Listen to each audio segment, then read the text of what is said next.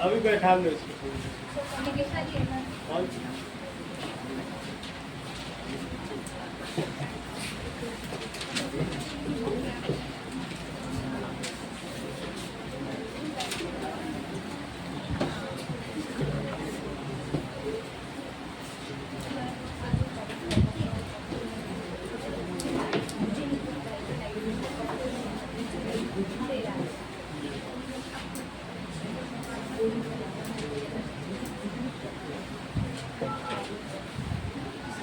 Okay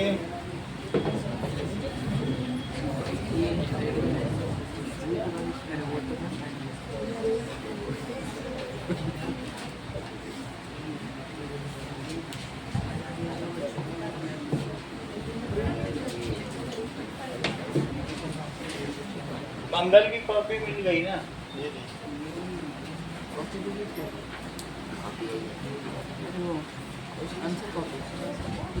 चलो endocrine system समझते हैं। तो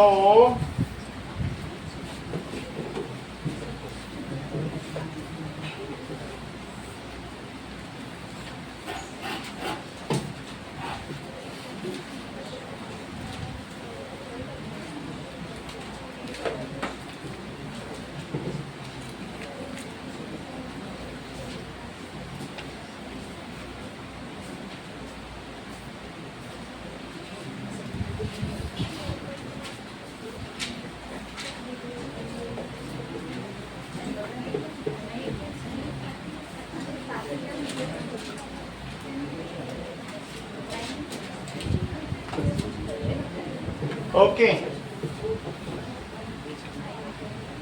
बोला खा लेंगे थोड़ी देर बाद। चलिए तो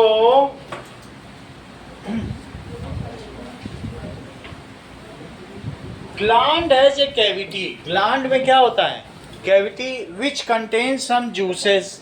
ग्लैंड में जूस होगा एंड इट आइदर क्या होता है? Drains its juices to blood और it drains its juices to other than blood. तो ग्लैंड एक कैविटी है, बस इतना जान लो, ये ग्लैंड है और ये कहीं भी पाई जा सकती है। ये टंग में भी हो सकती है। चलो so we are now discussing the endocrine system. ठीक है, endocrine system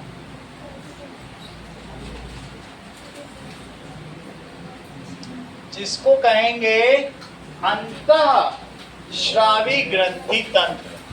this is endocrine system.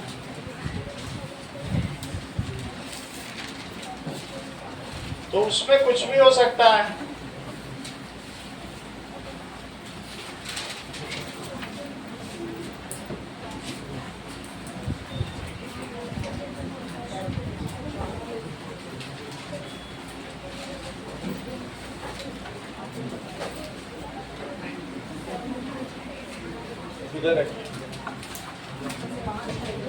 ये लो एंडोक्राइन सिस्टम, खुद भी देख लो, पीछे भी दिखा दो, सारे इसमें देखो।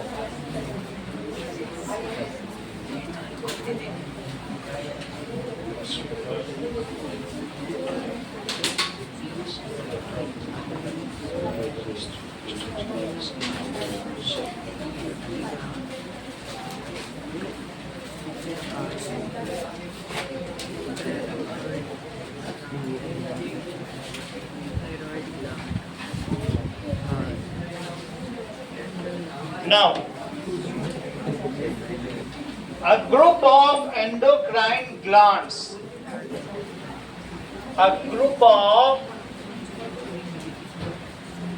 endocrine glands which secrete juices, जो क्या करती हो, which secrete various hormones,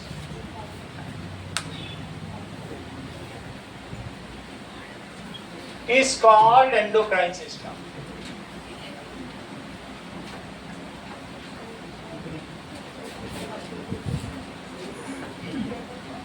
देखिए, that is in addition to nervous system, it helps in control and coordination. Control and coordination. Along with in association with nervous system. किसके साथ मिलकर ये control करता है? In association with nervous system.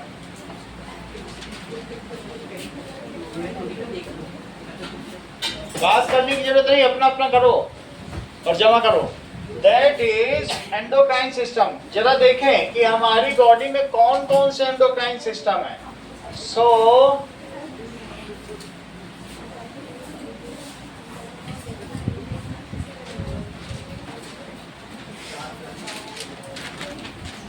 we are having various type of endocrine system. Let us see.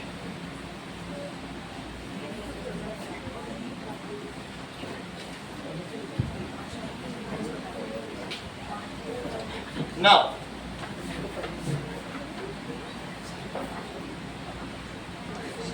first is there are one is outside brain. तो एक brain के outside होता है और एक ब्रेन के इनसाइड होता है. जरा दोनों देखें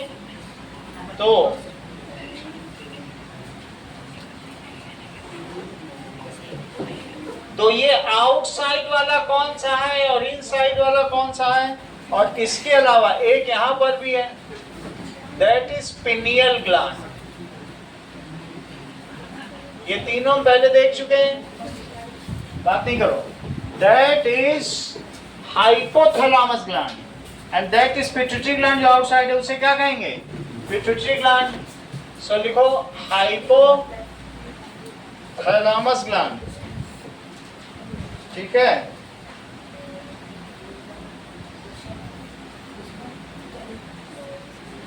and this is pituitary gland. Next is एक हमारे विंड पाइप में, बात ना करें, टेस्ट में बात की जरूरत नहीं है.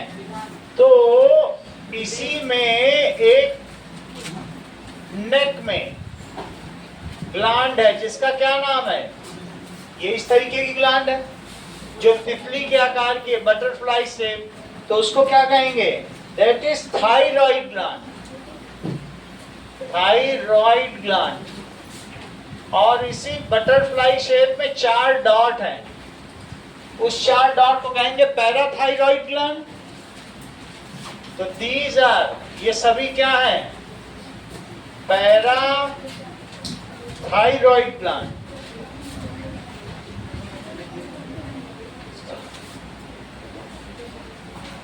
रॉइड ग्लैंड. ओके. नेक्स्ट इज जो छोटे बच्चे होते हैं उनमें यहाँ एक ग्लैंड होती है, वो बड़े होने पे चली जाती है. उस ग्लैंड का नाम बताओ. Thymus gland. एक ऐसी ग्लैंड होगी, छोटे बच्चों में होगी, जो उनमें इम्यून सिस्टम डेवलप करती है, लेकिन बड़े होने पे ये ग्लैंड चली जाती है. इसीलिए सबसे लास्ट में कोरोना का टीका बच्चों को लगा, सबसे पहले बुजुर्ग, क्योंकि उनमें सबसे ज्यादा इम्यून सिस्टम है. वो मिट्टी भी खा लेंगे तो बीमार नहीं पड़ते. होता है कि नहीं? अच्छा, तो इसको क्या कहते हैं? That is thymus gland. Thymus gland pair of bronchi से ऊपर होती है. इसके बाद लंग्स शुरू हो जाएंगे. ठीक है. अब आगे देखो, एक हमारे यहाँ पर जे टाइप का स्टमक होता है और स्टमक से नीचे में कौन सी ग्लैंड होती है जो स्टमक से निकलती है, इसका नाम बताओ। ये कौन सी है जो डॉटेड है? This is pancreas. ओके, इधर देखो अभी नाउ दैट यहां पर दो बीन शेप्ड हैं। Bean shaped, there are two kidneys and overhead kidney there are two glands. उस ग्लैंड को क्या कहेंगे जो मुकुट की तरह है? Adrenal gland. इसको क्या कहेंगे? इसके ऊपर में जैसे उसमें भी बना हुआ है, ऊपर मुकुट बने हुए हैं कि नहीं दोनों किडनी के ऊपर, वो एड्रीनल ग्लैंड है। इसी तरीके से अगर फीमेल है तो फीमेल में यहां पर दो ओवरी रहेंगी। तो पूरा नहीं बना रहे, सिर्फ ओवरी बना रहे हैं, तो ये ओवरी हो गई।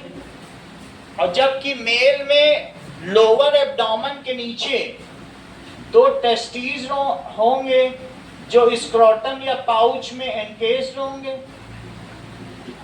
ये पाउचेस के अंदर होंगे। तो ये रही मेल की ग्लैंड या एंडोक्राइन ग्लैंड, और ये फीमेल की हो जाएंगी। तो लिख दीजिए सारा। Now this is thymus gland, this is pancreas, this is adrenal gland, this is ovary और this is testis। अब इन सभी के बारे में समझे। चलो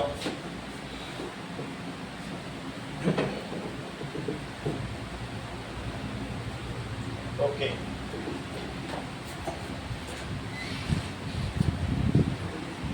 ये सबने देख लिया, ये इधर देख लिया आप लोगों ने, एक बार देख लो। तो इसमें यही सब चीजें हैं। नाउ कुछ हटाना है आराध्या कि आप लोग देख रहे हो इसमें से कि मिटा दो? विधान है भी रिफर कर रहे हो कुछ? अच्छा लास्ट अभी कर रहे हो, करो।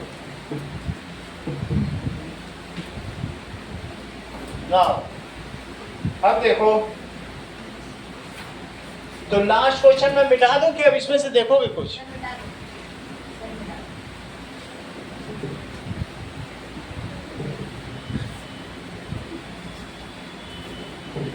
ओके,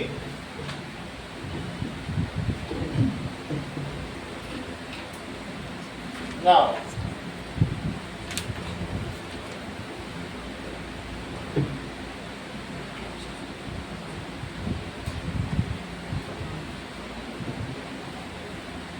तो लिखिए,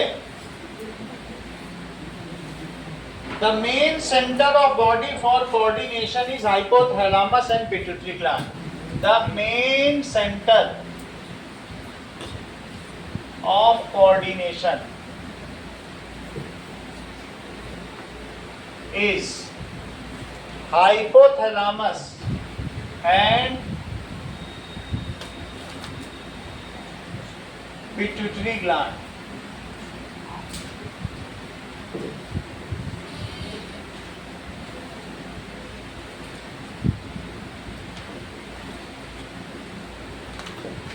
ये क्या काम करती हैं जरा देखो। They self secrete juice and also regulate the hormones secreted by other glands. खुद तो ये काम करती ही हैं, लेकिन इसके अलावा और क्या काम करती हैं? जैसे दैट इज, इसमें से अब अलग अलग हम सबके काम देखें। पहला लिखो हाइपोथैलेमस।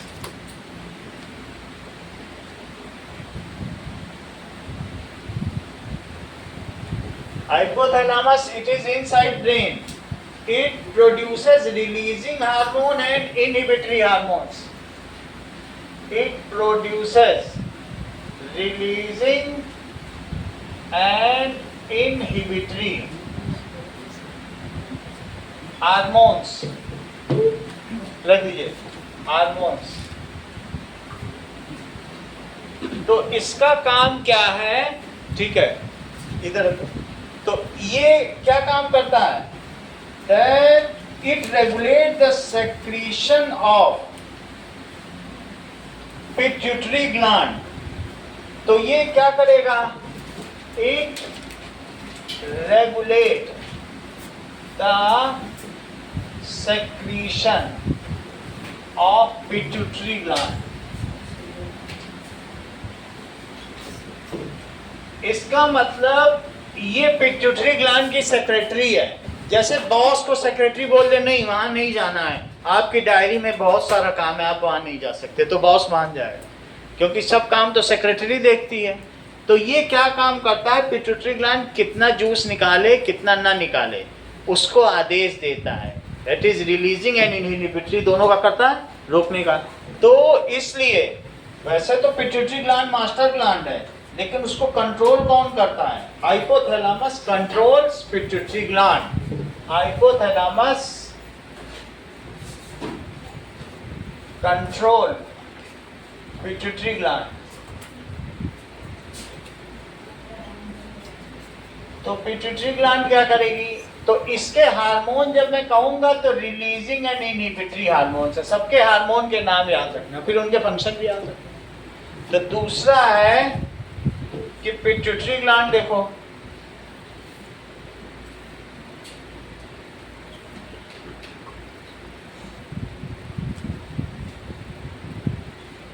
ना पिट्यूटरी ग्लैंड ये क्या करता है कि इट इज प्रेजेंट इन, सबसे पहले इसका भी लिखो, it is located in brain.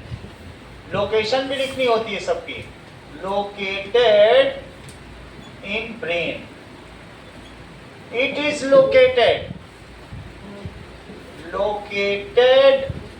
just below brain. तो इसमें हाँ, पिट्यूटरी ग्लैंड फोर ब्रेन का पार्ट है या मिड ब्रेन का पार्ट? किसी का पार्ट नहीं है, ये ब्रेन के बाहर है।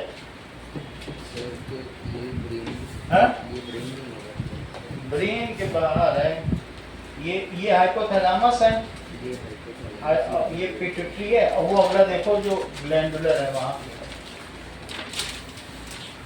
इसमें पिट्यूटरी ग्लैंड का तुम्हारे पास दिखाया गया है, मैं तुम्हें दिखाऊंगा, ये आउटसाइड है, तो ये मैं दिखा दूंगा। इसमें देखो डायग्राम में ब्रेन का हिस्सा नहीं है वो, तो इसलिए तुमको इसमें दिखाना पड़ेगा।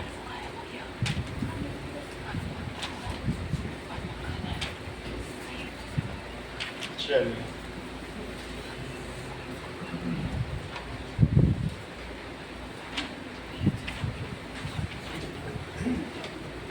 now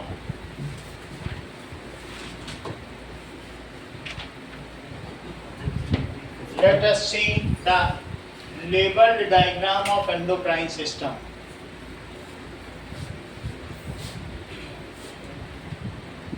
Labeled diagram of endocrine system. तो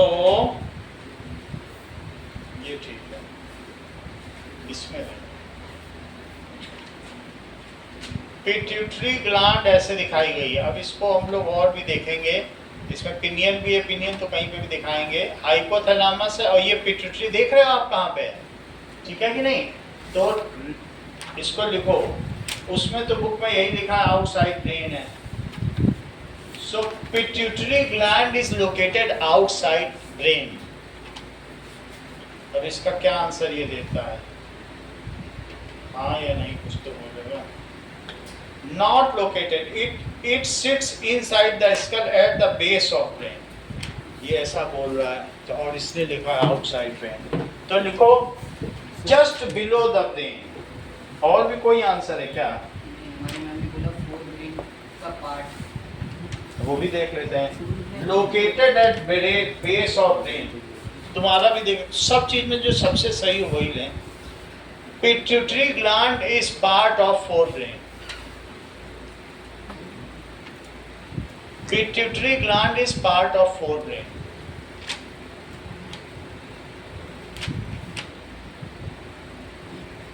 हमारी मैम ने सही बोला है।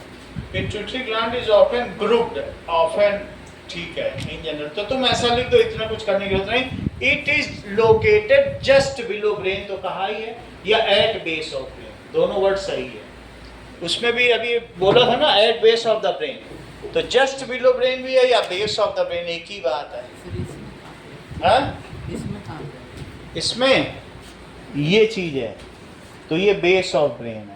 फोर ब्रेन ये है सिर्फ, तो फिर ये फोर ब्रेन में थोड़ी आ रहा है। ना ये फोर ब्रेन में आ रहा है, ना ये मिड ब्रेन में आ रहा है, और ना ये हाइंड ब्रेन में आ रहा है, क्योंकि ये देखो हाइंड ब्रेन ये सब है, तो इसीलिए इसे कहा है बेस ऑफ ब्रेन। अगर तुम मेन ब्रेन का चित्र भी देखोगे तो उसमें नहीं कहीं पड़ रहा है। यहाँ की फोर ब्रेन है ना, फोर ब्रेन ऑफनली लिखा ना, ऑफन वर्ड में ही लोचा है, तो इसलिए एट बेस ऑफ ब्रेन बोल दो। और अगर ठीक ठीक बोलता तो कहता yes it is part of brain, लेकिन लोग ऐसे कह रहे हैं, बट ये है तो नहीं ना, उसमें ग्रुप नहीं है क्या, सेरिब्रम के साथ है वो तो अलग है।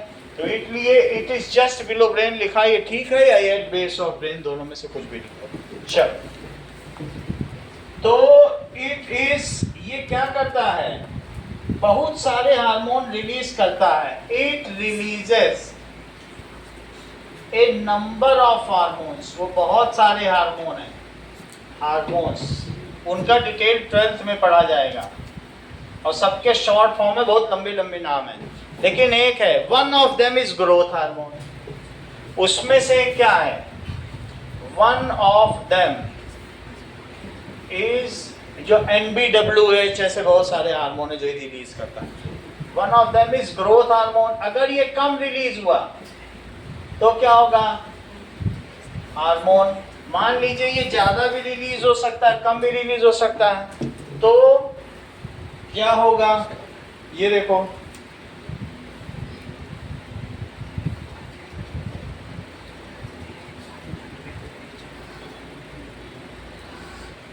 ये देखो इस तरीके से होगा।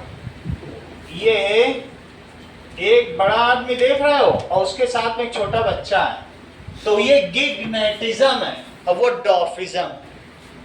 बहुत बड़ा आदमी है तो वो गिगनेटिक है। अगर ज्यादा हो गया तो ऐसा पाकिस्तान में था 7.8 फीट लंबा, वो किसी भी दरवाजे से नहीं घुस पाता था, और एक ये 3 फीट ही है।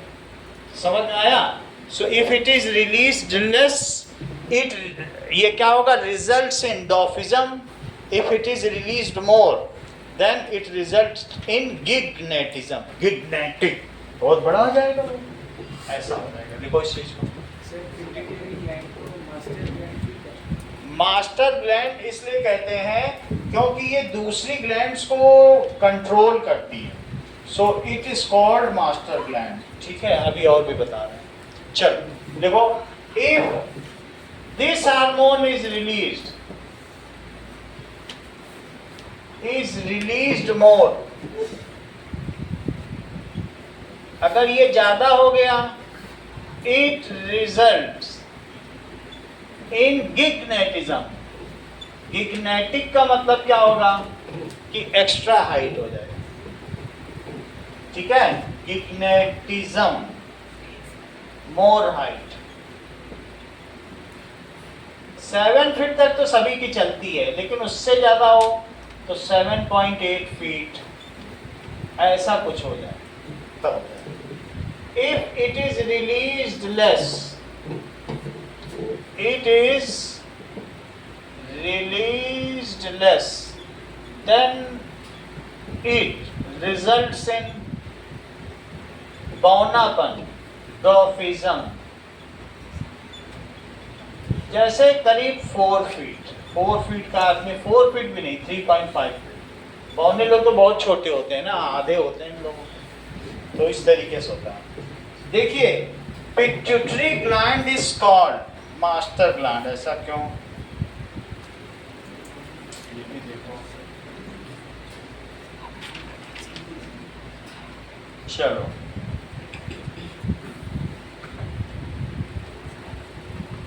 Y pituitary gland is called master gland?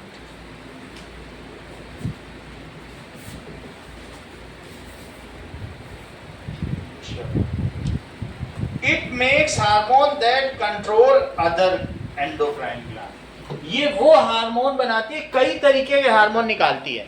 ये रेगुलेट करती है कि कौन से ग्लैंड कितना हार्मोन सेक्रेट करे। बात समझ में आया? इसमें बहुत सारे हार्मोन, वो 12th में है पूरा।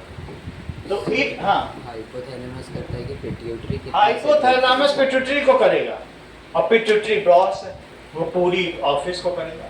बॉस के ऊपर एक सेक्रेटरी होती है, ये चीज है। पिट्यूटरी से कहेगा तुम कम रिलीज करो, तुम सो जाओ, तुम जाग जाओ, तो वो उसके हिसाब से इसका मतलब जो पिट्यूटरी ग्लैंड है वो सीयू है, और उसके ऊपर जो हाइपोथैलेमस है वो चेयरमैन है। जो भी कह दो उसकी सेक्रेटरी है बस। वो क्या करती है? It controls. ये क्या करता है देखो, it controls the regulation of pituitary glands. However pituitary gland is master glands, it regulates the secretion of all other glands. इतना तुम समझ लो। तो उसको ये करेगी, ठीक है कि नहीं? ये बात है। Pituitary gland is master gland. तो इसका मतलब पिट्यूटरी ग्लैंड का सेक्रीशन हाइपोथैलेमस मेंटेन करता है, पिट्यूटरी ग्लैंड बाकी ग्लैंड्स का हाँ secretion। यही है, इसका ये मतलब है। Pituitary gland is master gland, it regulates भी लिख सकते हो या controls the secretion of all other glands. All other में फिर हाइपोथैलेमस नहीं है, ऑल अदर ग्लैंड्स। तो ये तो तुमको पता चल गया, ये हम लोगों की ग्रोथ बढ़ाती है, ठीक है। अब जरा देखिए, ये it also takes parts in developments of bones and muscles. सिर्फ लंबाई नहीं बढ़ाती है, और क्या क्या बढ़ाती है? It also takes parts in, hello, हाँ नमस्कार सर।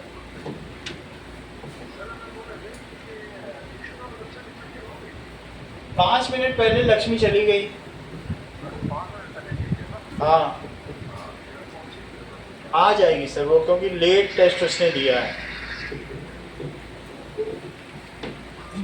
चलो, तो इट कंट्रोल सेक्रेट्स, ये करता है।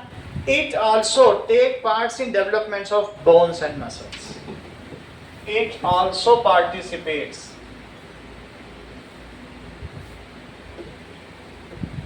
in development of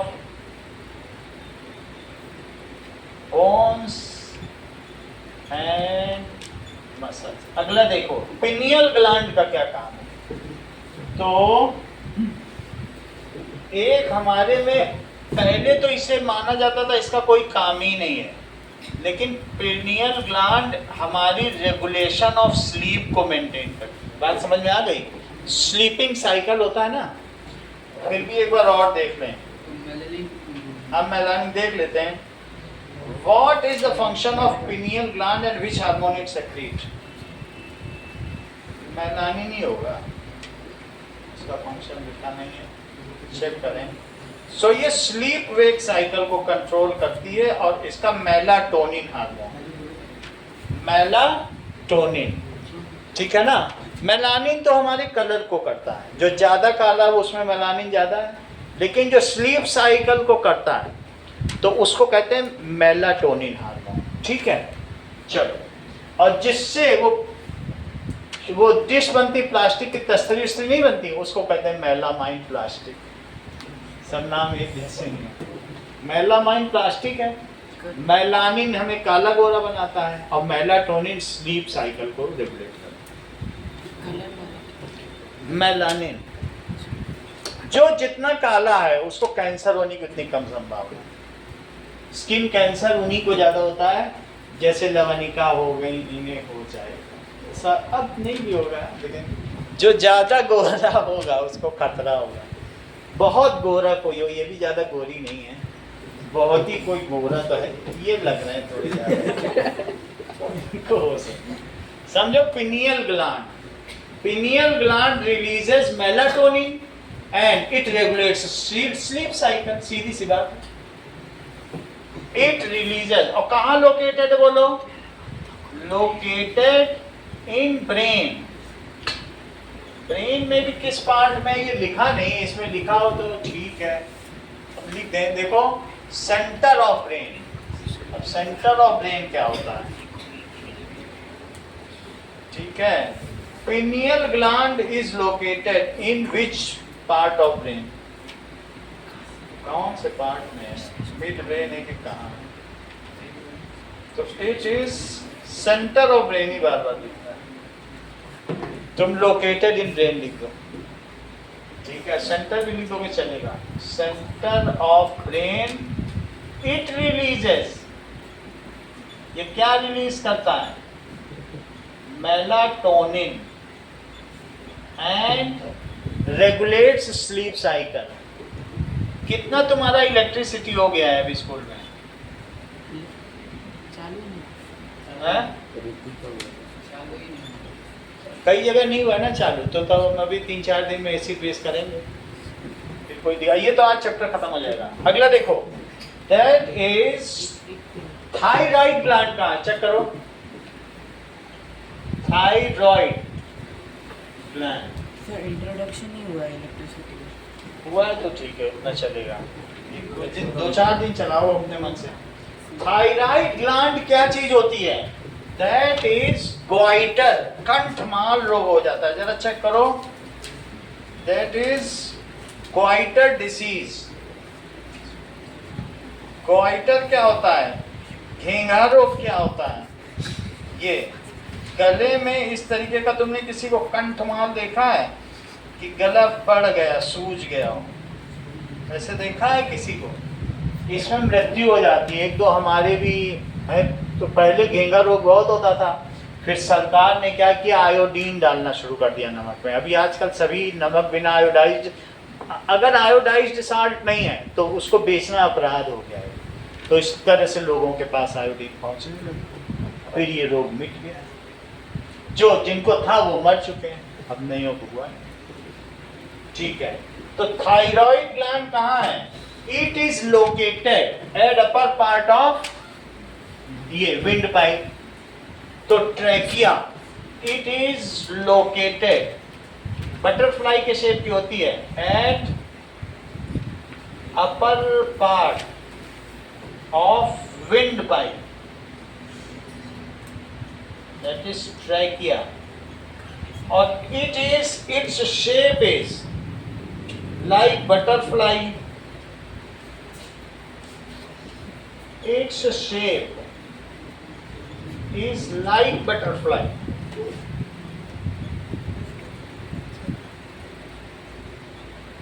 With help of iodine,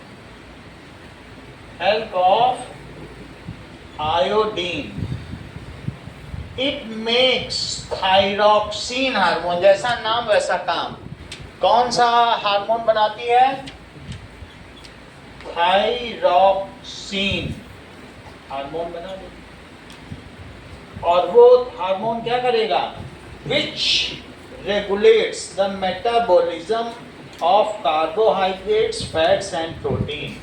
जो हमारे बॉडी में तोड़ेगा, नया प्रोटीन बनाएगा, नया कुछ बनाना है, तोड़ना जोड़ना सब करेगा। Which regulates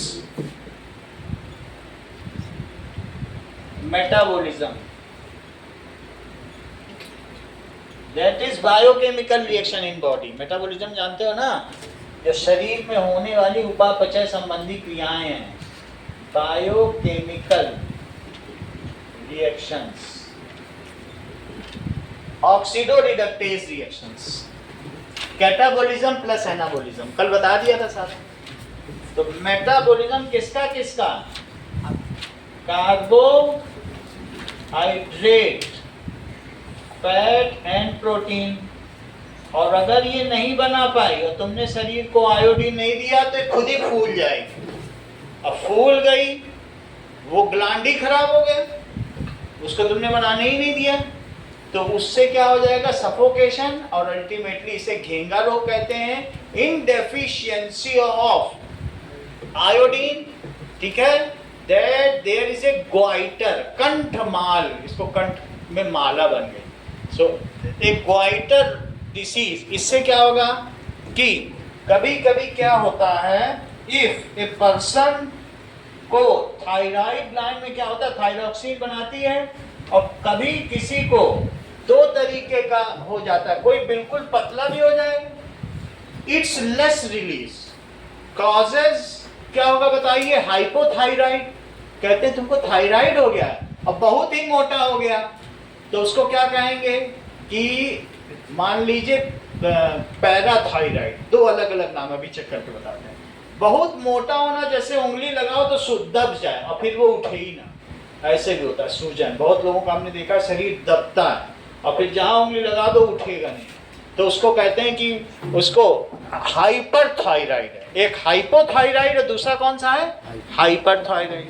so it's more release causes, check कर लेते हैं कि मोर रिलीज में सूजन होती है कि लेस रिलीज में, चेक करें। थायराइड होने से किसी की हाइट कम हो सकती है क्या? हाइट कम नहीं होती लेकिन बहुत पतला होगा। ए पर्सन हैविंग थायराइड का चित्र देखो कैसा दिखेगा, ये देखो दोनों दिखाता हूं कि सर इसका इलाज नहीं है क्या? इलाज कुछ नहीं, दवा खाते हैं। A person having hyperthyroid and hypothyroid, दोनों का चित्र देखो जब तुम्हें समझ में आएगा। हमारी बिरादरी में तो बहुत सारे लोग हैं जिनको ये दोनों है, तो जरा चेक करो इसमें कुछ दिखा रहा है कि नहीं दिखा रहा, या हम लोग ऐसे पढ़ लेते हैं। तो दोनों में क्या होगा, having hyper thyroidism and hypothyroidism, too little hormone at the exact, but they can experience both condition consecutively. इससे क्या होता है, ठीक है, if a person is suffering from hypothyroidism, what are the syndromes? इसके सिंड्रोम्स देखो। तुम्हारे विचार तो बहुत पतले पतले आदमी होंगे तो वो वेरी, उसका क्या होगा बोलो, हाइपोथायराइडिज्म है तो गेनिंग वेट होगा, ठीक है, ड्राई स्किन होगी, ये कॉन्स्टिपेशन, इस सारी गेनिंग वेट दिखा रहा है। और एक क्या है, हाइपरथायराइडिज्म, ये दोनों देख लेते हैं। कॉन्स्टिपेशन का मतलब है कब्ज, जैसे अमेरिकन लोग हर तीसरे दिन टॉयलेट जाते हैं, उनसे कहो कि वो ऐसा घी तेल खाते हैं, बर्गर, उनसे कहेंगे इंडियंस रोज जाते हैं, तो कहेंगे ऐसा कैसे हो सकता है। वो अगर फार्ट कर दे किसी जलसे में, जुलूस में, तो सब लोग भाग जाते हैं।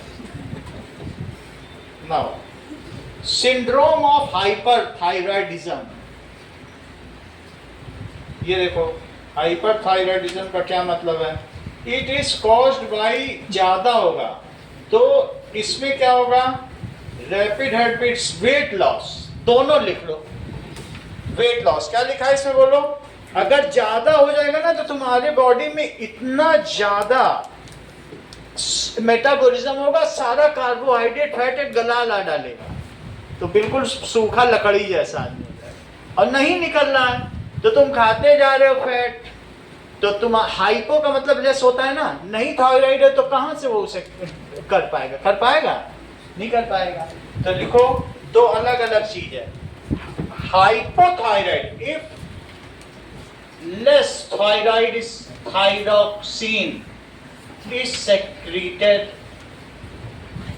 बहुत सारे लोग तुमको मिल जाएंगे जिनको थायराइड होता है, हमारे चारों तरफ हैं बहुत सारे लोग, तुम्हें घर में आसपास रिलेटिव बोलते रहते हैं, तो नहीं समझ में आ रहा तो अब आएगा समझ में, मैं लिखा दे रहा हूं।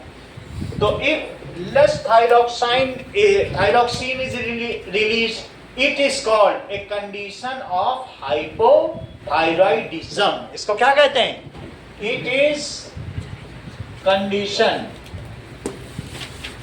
Of hypothyroidism,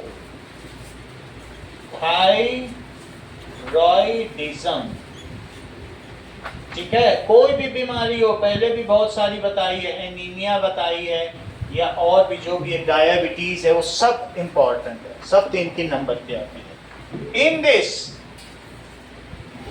in this body gains weight हो जाएगा, क्योंकि कुछ चीजें तुम्हारी बॉडी की डिके ही नहीं होंगी, and swelling of limb circle, swelling हो जाएगी। हाइपो है।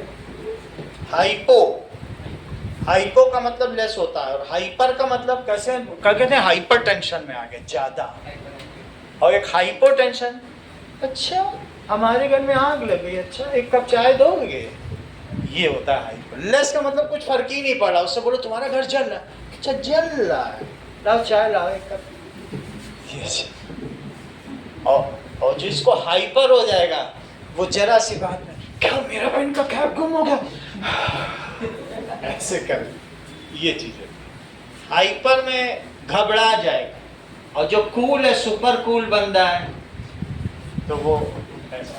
अब अगला देखो, now next is what is if more thyroxine is secreted, तो क्या होगा बोलो। ये इस ग्लैंड के सही काम न करने की वजह से है, और आयोडीन ही ना दो तब तो फिर कंठमाल हो जाएगा। If more thyroxine is secreted, तो क्या होगा, if more thyroxine is secreted, this is a condition of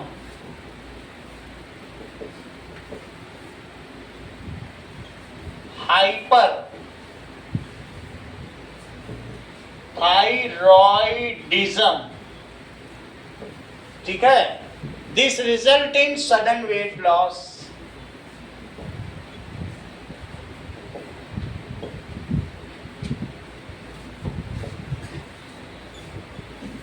ये तो तुम्हें दो बात पता चल गई, लेकिन अब ग्वाइटर भी देखो, 3 बीमारियां इससे रिलेटेड है।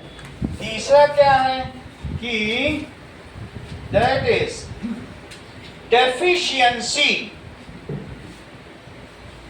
deficiency of iodine in body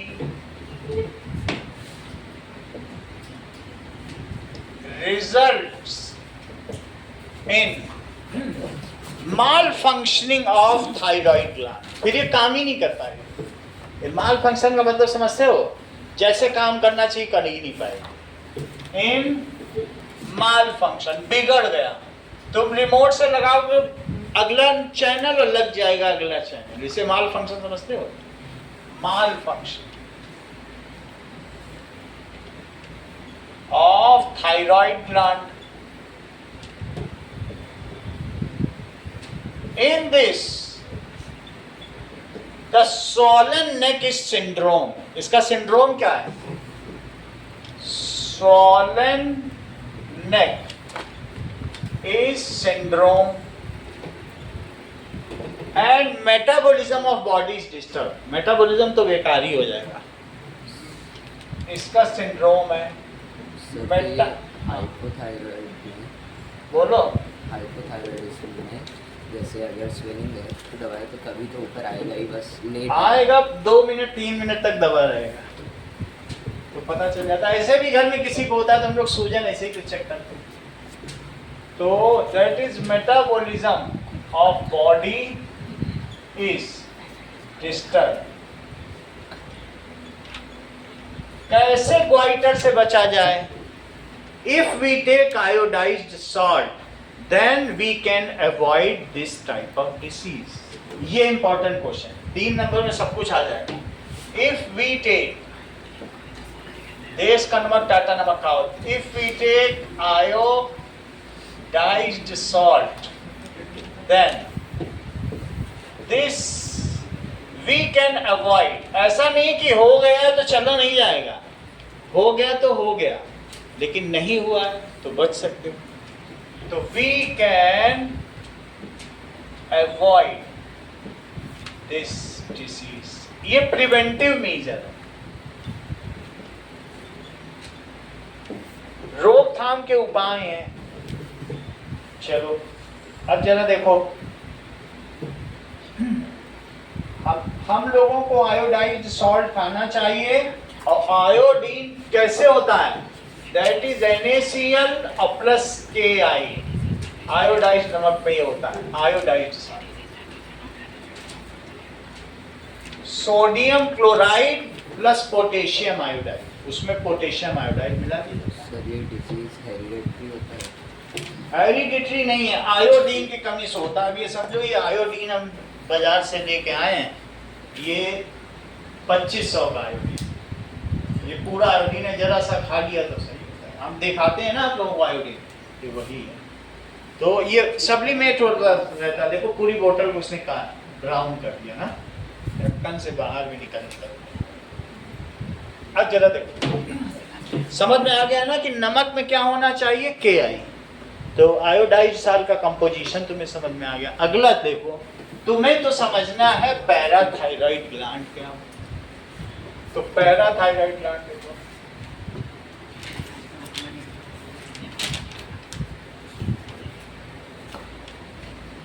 ये क्या चीज है, the 4 small dots embedded in thyroid gland. Disease का नाम लिखना है। कहाँ पे बताओ, डिजीज का नाम लिखना है क्या? लिखना नहीं है, मैंने एक सूचना दे दी कि आयोडाइड साल्ट ये होता है, और इस डिजीज का नाम ऊपर ग्वाइटर तो लिख ही दिया है, कहीं नहीं लिखा है।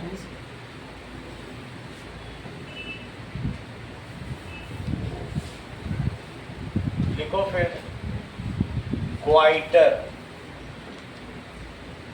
घेंघा रोग। कौन सा रोग, घेंघा या कंठमार, इसका नाम घेंघा खूब चलता है।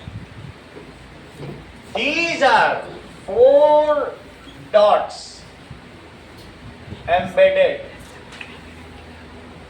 in thyroid gland। और इसका काम क्या है,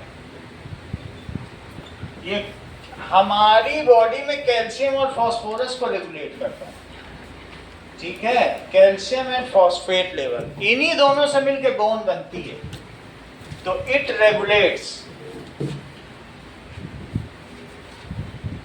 इट रिलीजेस, नाम सही है, पैरा।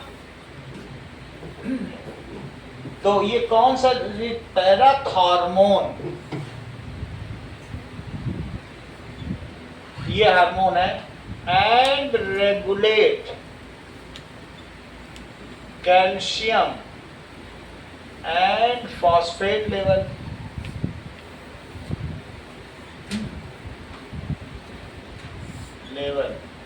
इन ब्लड, हमारे ब्लड में ये काम करती है। और वही ब्लड बोन मैरो में बनता है, बोन को पूरा मजबूत करता है। और कैल्शियम फॉस्फोएपेटाइट से ही तो बोन का स्ट्रक्चर है, उसका फार्मूला ही है कैल्शियम फॉस्फोएपेटाइट। तो लेवल इन ब्लड।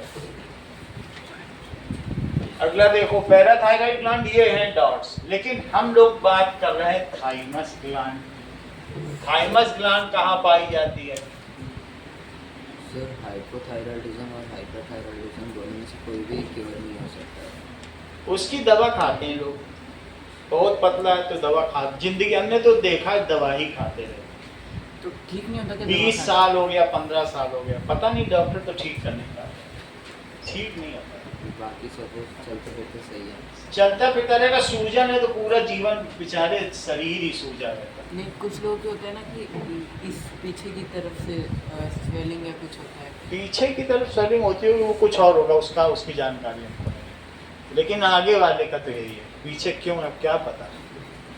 ठीक है, थाइमस ग्लैंड देखो, thymus gland is found in lower part of man and upper part of chest. ये अपर पार्ट ऑफ चेस्ट है, यानी नीचे यहीं पे पाया जाता है, lower part of neck. It is found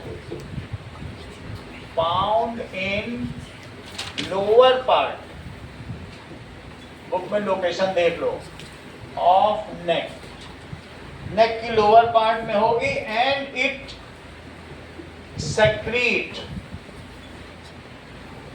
thymus hormone, thymus hormone release करेगा। ये तो बिल्कुल आसान है, वो पैराथॉर्मोन कर रहा है, ये थाइम अपने नाम का ही कर दे रहा है, हार्मोन। और ये क्या करता है, क्या बच्चों में इम्यून सिस्टम डेवलप करता है। So this is large in young children but shrinks after puberty. It is large, बच्चों में लार्ज होती है, large in young children, children and shrinks. जब लड़कियों में ओवम निकलने लगे और लड़कों में स्पर्म निकलने लगे तो मान लेना चाहिए प्यूबर्टी आ गई। लड़कों में 13 या 14 साल में प्यूबर्टी आती है, जबकि लड़कियों में 11 साल में प्यूबर्टी आ जाती है। बहुत अफसोस की बात है कि यूरोपियन कंट्रीज में 8 साल में ही प्यूबर्टी है। एक बार प्यूबर्टी आ जाने पे शरीर की ग्रोथ रुक जाए, तो वहाँ की सरकार हजारों करोड़ रुपए खर्च कर रही कि हमारे यहाँ प्यूबर्टी ले, बट वहाँ का इस तरीके का नेटवर्क है, टीवी के प्रोग्राम है कि प्यूबर्टी जल्दी आ जाए। तो प्यूबर्टी तो ह्यूमन बॉडी पे डिपेंड करती है, ह्यूमन बॉडी पे डिपेंड भी करती है और बाकी थोड़ा हर एक जगह का कल्चर है। वो कह रहे हैं कि हमें प्यूबर्टी लेट लानी है, इसलिए जो लोग अपने गाय को सड़कों पे घुमा रहे हैं वो गाय को चड्डी पहना के घुमा रहे हैं और कुत्तों को भी चड्डी पहना। हम इससे हमारे बच्चों में सेक्सुअल अराउजल हो रहा है और उनको प्यूबर्टी आ रही है। तो एनवायरनमेंट पे भी डिपेंड करता है, एनवायरनमेंट पे भी, और घर का क्या वातावरण उन सब पे डिपेंड करेगा। तो अब अगर ऐसा जो सोच, जिसकी सोच ही ऐसी हो, तो फिर वहां पर क्या हो, वहाँ तो उस तरह का एनवायरनमेंट। वहाँ एक औसत मर्द या औसत औरत 5 शादी करते हैं और 85 व्यक्तियों को अपने जीवन काल में किस करते हैं। तो अब ऐसा वहाँ का जो है, और 18 वर्ष की उम्र के बाद बच्चों को पालने की जिम्मेदारी माता पिता की। तुम घर छोड़ के चले जाओ, कुछ भी करो, 18 साल तक तुम्हें पालेंगे, फिर आओगे तो पूछेंगे क्या नाम, ये चीज है। तो कल्चर जहां अलग हो तो वहां तो प्यूबर्टी जल्दी आ ही जाएगी। ठीक है, this is even molestation is common, more common in European countries, more in most of the cases, even FIR is not registered। वहां का कल्चर बहुत बेकार है, हमारे यहाँ तो बहुत अच्छा कल्चर है कि नहीं। तो इसलिए it is large in young children but it shrinks after puberty and it shrinks after puberty। इसका मतलब क्या है? इसका मतलब है कि छोटे बच्चों में इट्स फंक्शन इज, ये कौन सा है, ये थाइमस हार्मोन रिलीज करती है। Its function is to develop immune system. तो सर अगर एनवायरनमेंट इम्प्रूव किया जाए तो प्यूबर्टी भी हम 15 या 16 साल के बाद ला सकते हैं। अगर ऐसा हो, ऑस्ट्रेलिया में प्यूबर्टी लेट है तो वहाँ पर क्या होता है कि वहाँ के बच्चे बहुत ज़्यादा ग्रो कर जाते हैं। जिस समय तुम्हारे घर के पेड़ में फूल आ गया, अब वो पेड़ और नहीं बढ़ेगा। जिस समय पेड़ में क्या आ जाए, फूल आने, तो वो उसकी आखिरी हाइट है। तो ये तो तुम समझते हो, क्योंकि फिर सारी एनर्जी का डायरेक्शन किधर हो जाएगा, उसी की ओर हो जाएगा, स्पर्म में हो जाएगा या ओवम की तरफ हो जाएगा। फिर थोड़ी होगा, हमारी अभी एनर्जी का डायरेक्शन हमारी ग्रोथ में है। ऑस्ट्रेलिया वाले इसमें सफल हो पाए हैं। वहां पर 15 साल के ऊपर में प्यूबर्टी आती है, वो जब छक्का लगाते हैं तो गेंद मैदान के बाहर गिरती है। देखा है कि नहीं? तो ऐसा अगर प्यूबर्टी लेट हो गई तो पावर इंसान की बढ़ जाती है। सर ये सर इतनी बात तुम्हें समझ में आ गई?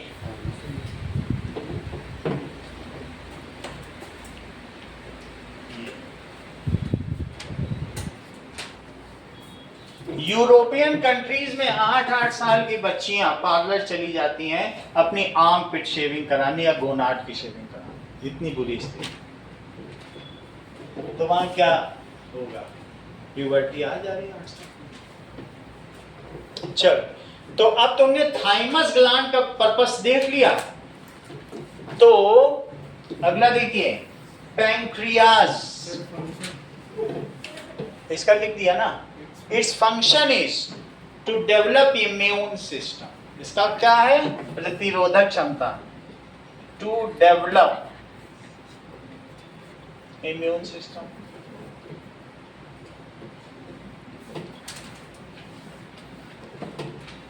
Now we are having pancreas. Pancreas, it is heterocline gland. जो heterocline होगा उसमें heterocline लिखेंगे। क्यों? It is heterocline gland. इसका मतलब क्या है?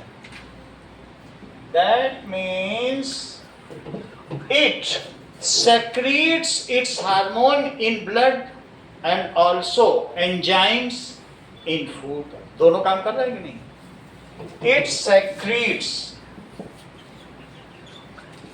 insulin hormone in blood which regulates blood sugar. Blood sugar regulate होता है। पैंक्रियास यहाँ पेट है और पेट में यहाँ पीछे की ओर पैंक्रियास है। जिसको डायबिटीज हो जाता है वो बेचारा ऐसे ही सहलाता रहता है कि मेरा पैंक्रियास थोड़ा काम करता है। और नहीं तो इंजेक्शन लोग लगाते हैं, वो भी तुमने देखा, डायबिटीज में इंसुलिन के इंजेक्शन लगाए जाते हैं। तो ये देखो, which regulate blood sugar. If less insulin is secreted then the blood sugar level increases. Blood में शुगर लेवल क्या होगा? बढ़ जाएगा। इवन इतना बढ़ जाएगा कि वो जब यूरिनेट करेगा उसमें भी शुगर जाएगा। और किसी के घर में अगर यूरिनेशन में चींटे आ रहे हैं, जहाँ यूरिनेशन में समझो उसके घर में किसी को डायबिटीज है, उसका शरीर दीमक की तरह खाया जा रहा है। तो चींटा अगर आ गया, चींटे ही आते हैं जहाँ पर शुगर होगा। ब्लड शुगर लेवल बढ़ेगा तो यूरिन में भी शुगर लेवल बढ़ेगा। सही है कि नहीं? तो ऐसे में उसको डायबिटीज की दवा खानी पड़ेगी। जो इंसुलिन या कुछ भी ऐसा होगा, या करेला जामुन का जूस पीना पड़ेगा, जो क्या करते हैं, दैट इज मेटाबॉलिज्म को एक्टिव कर देते हैं थोड़ा सा। तो अब इंक्रीज इन ब्लड शुगर, हाँ, एवरेज ब्लड शुगर लेवल कितना होना चाहिए? एवरेज ब्लड शुगर लेवल 160 तक होना चाहिए। मतलब 80 होना चाहिए जब हम फास्टिंग पर हो। 160 ठीक है, हाँ, फास्टिंग से 3-4 घंटे के बाद तक 160 ठीक है। किसी पर्सन को 180 या 200 ऐसे, किसी को 325 तक भी हो सकता है। 325 से बहुत हाइपर डायबिटीज की कंडीशन, तो उसकी बॉडी में ब्लड नहीं बह रहा, चाशनी बह रही है। अगर किसी के ब्लड में इतना गाढ़ा हो गया है, चाशनी बह रही है, उसकी किडनी जाएगी, लीवर जाएगा, हार्ट बीट भी एक दिन चली जाएगी, और आंखों की रोशनी, ये 4 चीज शरीर को दीमक की तरह डायबिटीज करता है। इसको मधुमेह रोग कहते हैं। कौन सा रोग है ये? मधुमेह। कहीं जाओगे और सारी दुनिया में सबसे ज्यादा डायबिटीज के मरीज भारत में ही हैं, और 30% यहाँ पर जो पॉपुलेशन है वो डायबिटिक है। 40 साल से ऊपर का 50% व्यक्ति डायबिटिक है। आजकल कम एज में भी डायबिटीज हो रहा है, क्योंकि जो बच्चों का खान पान है वो ऑयली, फैटी और शुगरी ज्यादा हो रहा है। डायबिटीज होती किसकी वजह से है? ज्यादा ऑयल खाने से, ज़्यादा फैट खाने से, वसा खाने से और शुगर खाने से। और वो चीज़ बच्चों की डाइट में शामिल कर दी गई है। तो even now it is in India, पहले का ये मैं 6 साल पहले का तो बता रहा हूँ, तब 30% था ओवरऑल, और 40 ईयर से ऊपर के ऊपर 50%। और सबसे ज़्यादा जो रेनाटिडीन डायबिटीज़ के लिए बिकने वाली मोस्ट सेलिंग दवा पूरी दुनिया में डायबिटीज़ की दवा, सबसे ज्यादा जो भी दवा बिक रही दुनिया में वो सब डायबिटीज की बिक रही। सही है? तो कहने का मतलब है ये रेगुलेट करता है। जब तुम्हें दौड़ना है तो ज्यादा शुगर तोड़ देगा, इस तरह से काम करता है। भाई दौड़ने में तो ज्यादा एनर्जी चाहिए कि नहीं चाहिए, और रात को कम तोड़ेगा, ऐसा काम करता है। लेकिन if less insulin is secreted by pancreas then it result in blood sugar level increase. तो उससे क्या हो जाएगा? इफ लेस इंसुलिन, ज्यादा इंसुलिन तो सेक्रेट होता ही नहीं है, इतना तुम समझ लो। Less insulin is secreted in blood. Sir जैसे अगर किसी का जैसे एवरेज 160 और किसी का 180 है, तो उसको रेगुलेट करने के लिए क्या करना है? 160 ये सब कुछ व्यायाम से किया जा सकता है। अगर कोई डायबिटिक पर्सन है वो तो 2-2 रोटी कई बार खाए, एक साथ ज़्यादा डाइट ना ले, क्योंकि खाएगा ज़्यादा तो ज़्यादा उससे जितना भी उसके अंदर स्टार्च है, कार्बोहाइड्रेट, वो शुगर में बदल जाएगा और उसको शरीर तोड़ नहीं पाएगा। तो वो एक पैकेट बिस्किट खाए, फिर एक पैकेट थोड़ी देर में बिस्किट खाए। जिसको डायबिटीज़ है वो थोड़ा 100-100 ग्राम करके कई बार खाए, तो शुगर लेवल काम भी होता रहेगा, एनर्जी भी मिलती रहेगी, ऐसा होगा। उसको ज़्यादा खाना नहीं खाना चाहिए। तो अगर थोड़ा भी ज़्यादा है डायबिटीज़ तो फिर वो रेगुलेट नहीं हो पाएगा? अगर थोड़ा भी ज़्यादा है, मैं चौथाई मिठाई भी खा लेता हूँ तो मुझे चक्कर आने लगता है, वो दिन मेरा यहाँ खराब हो जाता है। अगर 1/4 स्वीट भी मैंने खा ली, या किसी ने मुझको टॉफ़ी दे दी या चॉकलेट दे दी, तो मैं तो खैर 15 साल से डायबिटिक हूँ, लेकिन मैं 2 रोटी से ऊपर नहीं खाता। तो 2 रोटी खाई, फिर जैसे मैम मेरे लिए सेब ले आती हैं, आप लोग जब आते हो तो मैं एप्पल खा लेता हूँ, क्योंकि फिर थोड़ा एनर्जी चाहिए। वो एनर्जी मेरी ख़त्म हो जाएगी 2 रोटी की उतनी देर बोलने के बाद, तो मुझे हर 2 घंटे 2.5 घंटे के बाद थोड़ा सा कुछ चाहिए। तो उससे क्या होगा, ब्लड शुगर लेवल मेंटेन रहेगा, नहीं तो एक गिड्डीनेस फील होगी, चक्कर आना जिसे नहीं कहते हैं, ये चीज़ है। तो अब उसके लिए सब कुछ दवा ली जा रही है, लेकिन पैंक्रियास ही नहीं काम कर रहा है। मान लीजिए 40 ईयर्स में लोगों का होता है, मेरा 55 साल 54 साल हो गया तो नहीं कर रहा, तो नहीं कर रहा, ये कम दे रहा है। तो भी दवा से तो मेंटेन हो रहा है, ये इंजेक्शन तो नहीं लेने पड़ रहे हैं। तो अगर खान पान से मेंटेन हो तो अच्छा है, नहीं तो फिर ये दीमक की तरह ये ऐसे खा जाता है जैसे टर्माइट नहीं खा जाते हैं किसी लकड़ी को, तो मधुमेह रोग शरीर को खा जाता है। और ये पूरा हमारा इंडिया का अगर आपको रिपोर्ट दिखाएंगे तो बहुत बुरी दशा है डायबिटीज की। हेरिडेटरी भी होता है, डायबिटीज तो हेरिडेटरी भी होता है। और हाँ, अगर हम जैसे हमारी मील है उसके अंदर शुगर है, और अगर हम अपनी मील सही कर लें, वेजिटेबल्स डाल लें या वेजिटेबल्स डाल लें, शुगर और सॉल्ट कम कर लें और ऑयल कम कर लें।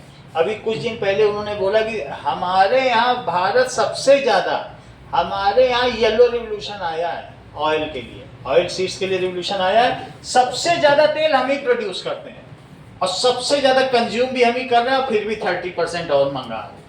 हमारे यहाँ कढ़ाई चढ़ती है तो सबसे पहले तेल डाला जाता है खाना बनने में। हम लोग बिल्कुल ये नहीं कि चम्मच में आधे चम्मच बना दे, लोग दूसरी जगह थोड़ा सोचते हैं, ठीक है। भले ही उनकी अभी आजकल ये जो चीज़ इसकी वजह से सब कुछ बदल गया हो, लेकिन बाकी खाने में कम ही तेल रहता है। हमारे यहाँ इंडियन फूड में ज़्यादा तेल रहता है। और जापानीज लोग तो ऐसे हैं, न तो वो शुगर खाते हैं, ना सॉल्ट खाते हैं, ना ऑयल खाते हैं। और 100 साल वालों को पहले चांदी की तस्करी देती थी सरकार, अब इतने ज़्यादा 100 साल वाले हो गए कि उसका दिवालिया निकल गया, वो चांदी की तस्करी बंद हो गई। वहाँ की जीवन प्रत्याशा दर, लाइफ एक्सपेक्टेंसी 86 ईयर्स, और 86 तो वो एवरेज है, क्योंकि कुछ पहले मर जाते हैं, लेकिन फिर भी एक घर में बुजुर्गों की संख्या जो वहाँ यंग से ज़्यादा है। और एवरेज लाइफ अगर तुम जापानीज की देखो तो 70 है एवरेज लाइफ अभी। वो तो 86 तक जीते हैं, लेकिन बच्चों बुजुर्गों का सबको जोड़ के divide by number of population कर लो, हमारे यहाँ की एवरेज जो लाइफ है यहाँ की, वो मतलब मीन इस समय इंडिया का एवरेज पर्सन की लाइफ 36 ईयर्स है। भारत सबसे युवा देश है, यहाँ युवा ज़्यादा है, और वहाँ पर जापान में 70 ईयर्स है। तो समझो वो क्या है, वर्किंग एज तो 60 तक ही हो। कहने का मतलब है if less insulin is secreted तो क्या होगा, blood sugar level becomes higher. 160 बिल्कुल सही कह रहे हैं, और 160 से अगर हायर हो गई तो फिर वो सही नहीं है। जरा देख लो, that is what is ideal blood sugar level of healthy adult human. तो ये चीज चेक कर लो, मैं वो देख ले रहा हूं कि कितने ग्राम कितने पर लीटर में होगा, ठीक है। 70 to 99 मिलीग्राम पर डेसीलीटर, यानी 100 ml ये होना चाहिए। और अगर मान लो normal blood sugar level after eating कितना होना चाहिए, 140 मिलीग्राम पर डेसीलीटर। ये खाने के बाद का है और वो खाने के पहले का, सही है। तो इसका मतलब है if less insulin is secreted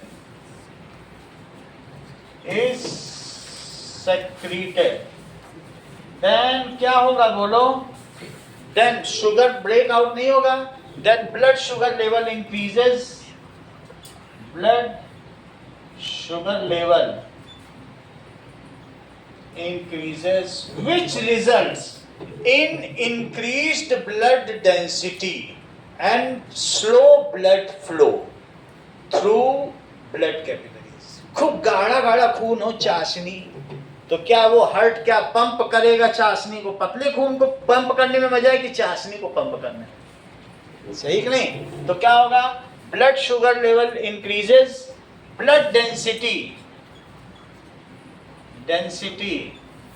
and blood thickness अब मोटा खून हो जाएगा, increases। तो उससे क्या होगा?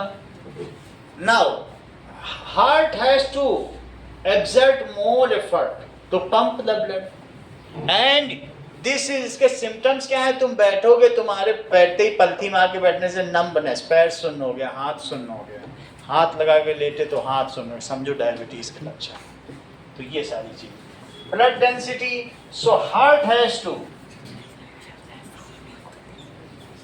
exert more pressure to pump blood। अब पंप ब्लड में ये होगा, ठीक है? तो इस और क्या क्या रीजन हो सकते हैं, ठीक है? This disease is called diabetes, मधुमेह।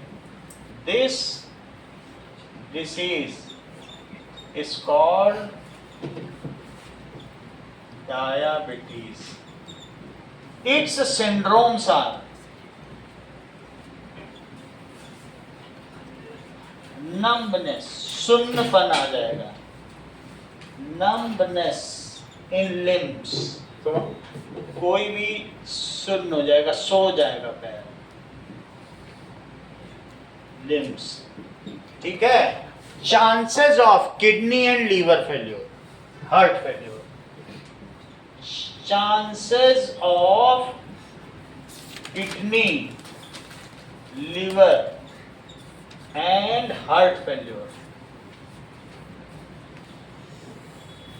Loss of vision. पहले मैं 8 घंटे तक पढ़ लेता था, अब सिर्फ 7 घंटे पढ़ता हूँ। 4-5 घंटे तो मैं पढ़ा ही रहा हूँ, 1-2 घंटे 9th और 8th की नई नई बुक पढ़ता हूँ और कॉपी चेक करता हूँ, तो 7 घंटे ही हो पाता। इसको कहते हैं लॉस ऑफ विजन। इतनी बात तुमको समझ में आ गई? और बाकी जो भी होगा, blood sugar in urine decreases, so body slowly decays. तो ऐसी स्थिति में हमें क्या करना चाहिए? A diabetic person should avoid idiopathic lifestyle. Idiopathic का मतलब क्या है? जो इडियट्स करते हो, और पैथिक का मतलब रोगी। तो इडियोपैथिक लाइफ स्टाइल, सो रहे हैं, लेट सो रहे हैं, उनको योगा करना होगा, व्यायाम करना होगा, हेल्दी डाइट खानी होगी, तो वो डायबिटीज से ओवरकम हो जाएंगे। बोलो बात समझ में आ गई कि नहीं? सो ये भी कहा जा सकता है, such person should adopt healthy life style. Healthy life style करना चाहिए, लाइफ स्टाइल। और क्या करना चाहिए? Eat less food, frequent manner, infrequent manner. More food नहीं खाना चाहिए, and eat healthy diet, eat healthy diet in less quantity but frequent manner। but frequently का मतलब, but the gap between 2 meals should be 3 hours, not more than 3 hours, but gap between 2 meals कितना होना चाहिए? Should not be more than 3 hours। Sir जैसे आपने बताया numbness इन limbs, तो वो हैं? नमनेस इन लिम्स में जैसे अगर कोई बैठा है या सोया तो बैठा है, पलटी मार के पैर सो जाएगा उसका। जैसे ही बैठा तभी कि थोड़ा पलटी मारे, जैसे कोई कहे घर में आ चलो कथा है, बैठे 2 घंटे पे बोले अरे मेरा तो पैर ही सो गया, समझो कुछ गड़बड़ है, चांसनी बह रही उसके शरीर में। 2 घंटे बैठा है, कथा में सत्यनारायण की कथा चल रही है, एकादशी की या ऐसे पूर्णमासी की सत्यनारायण की कथा चल रही, तभी उसका पैर सो गया। कहते अरे मैं तो बैठा था पार्किंग में आके पैर ही सो गया। तो भाई क्यों सो गया तुम्हारा पैर? ये समझ में आ गई ना बात?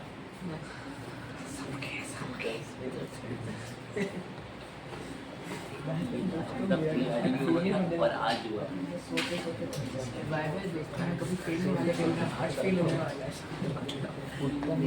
ये लास्ट मेरा कोई आईडी से हुआ था और फिर आज हुआ है। चलो, तो आइडियल ब्लड शुगर लेवल तुमको पता चल गया क्या? और हेल्दी हैबिट होना चाहिए। ही शुड या that person should, diabetic person should adopt yoga करना चाहिए, प्राणायाम। कुछ ऐसी एक्सरसाइज होती है, कुछ पैंक्रियास की भी एक्सरसाइज होती है, तो वो प्राणायाम में बताते हैं। सर ग्लूकागॉन ग्लूकानोन, ग्लूका देख के बताऊंगा। इतनी बात तो तुम्हें पता चल गई ना? हेल्दी लाइफ स्टाइल होना चाहिए। He that person should do yoga and pranayama. Yoga, pranayama and daily walking. Walking जरूरी है। इतनी चीज। If needed such person can take the injection of insulin. जरा चेक करो, अगर जरूरत पड़े तो ऐसा व्यक्ति क्या कर सकता है? ये देखो यहाँ पे, ये इंसुलिन का इंजेक्शन है और ऐसा पर्सन ले सकता है। वो नहीं रहा, ये देखो, ये चीज है। तो ये कौन सी दवा है? इंसुलिन। ऐसे आती है और इसको कैसे लिया जाता है? इंसुलिन को इंजेक्शन में भर लिया और भरने के बाद ये इस लड़की ने ले लिया, इस पर्सन की, छोटी सी लड़की को डायबिटीज, तो इंजेक्शन लगा दिया, हाथ में लगा दिया। कुछ लोग सीधे पैंक्रियाज में लगा देते हैं। तो this is how the injection is taken. ये चीज दिखाई गई है। चलो, तो क्या होगा? If needed injection of insulin can be taken. Sir ये अगर नमनेस हो रही है लिम्स में तो फिर वो किडनी फेलियर का चांस बढ़ जाता है। नंबनेस इसकी वजह से, डायबिटीज की वजह से हो रही है। तो फिर किडनी फेलियर तो बढ़ जाएगा ना, कि किडनी फेलियर का चांस बढ़ जाएगा। किडनी फेलियर का तो अलग रीजन होता है कि हम सेल्फ मेडिकेशन करें, उल्टी पुल्टी चीज खाएं और ऐसी चीज खाएं जिसमें सोडियम बेंजोएट होगा, तो kidney failure. Sodium benzoate preservative होता है, जैसे कुछ चीजों में होता है, सब में पड़ता है आजकल, खाने पीने की चीजों में, तो वो चीज सोडियम बेंजोएट है, वो नहीं खानी चाहिए। सर डायबिटीज में इंसुलिन सिक्रीट कम होता है कि प्रोड्यूस कम होता है? इंसुलिन डायबिटीज में सिक्रीट कम ये होता है देखो, कि प्रोड्यूस? अगर इसको टेस्ट करोगे ये सब में पाया जाएगा, लेज में, सब में। घर में भी हम लोग, ये तो गिरने लगा, इसका बिल्कुल स्मेल वही है। सही है। चलो, तो तुम्हें समझ में आ गई बात कि नहीं? सोडियम बेंजोएट, इसके स्पेलिंग, इसका सब कुछ। घर में भी लोग कॉमनली सॉस बनाते हैं, तो क्या होता है? हाँ, आप पूछो। सर जैसे इंसुलिन जब डायबिटीज होता है तो सेक्रीट कम होता है, प्रोड्यूस उतना ही होता है। सेक्रीट प्रोड्यूस क्या होगा? सेक्रीटी का प्रोड्यूस भी नहीं होगा 40 के बाद। हमने तेल घी ज्यादा खाया तो हमारा पैंक्रियास, अग्नाशय, कहते नहीं कि जठराग्नि बढ़ाने के लिए ऐसे घुटनों के बल बैठो, नहीं बैठते हैं, कुछ लोग सीधे बैठ जाते हैं, घुटनों के बल। तो इसके बल बैठना है तो इसको जठरासन कहते हैं। तो उससे क्या होता है? बिल्कुल अग्नाशय आँख की तरफ जाएगा, फिर इंसुलिन निकालने लगे। तो घुटनों के बल बैठना समझ में आ गया ना तुमको? जमीन पे बैठ जाओ घुटनों के बल, तो उससे ये चीज होती है। देखिए, वो तो सब आप लोग समझ जाएंगे। If needed insulin injections are also taken. ये देखो, ये एक इंपॉर्टेंट क्वेश्चन है। Insulin injections are taken. आगे देखो, ये तो मैंने बात की इसकी एंडोक्राइन की, लेकिन ये तो बात अभी की ही नहीं कि हेट्रोक्राइन भी है। तो अगर क्वेश्चन आएगा कि how it is heterocrine gland, तो ये तो एंडोक्राइन का लिख लिया, बट हेट्रोक्राइन की हुई तो कैसे करोगे? ठीक है। It also acts, it also plays role of exocrine gland. तो पैंक्रियास या अग्नाशय also plays role of exocrine gland। ये डॉट डॉट होता है, येलो कलर का होता है, तुम लोगों को कई बार दिखा चुके हैं, स्टमक के ठीक पीछे पाया जाता है। तो ये है पैंक्रियास, ये तो दिखाया ही हुआ है ना, ये। चलो, इट रिलीजेस, क्या क्या रिलीज करता है? Lipase, pancreatic amylase,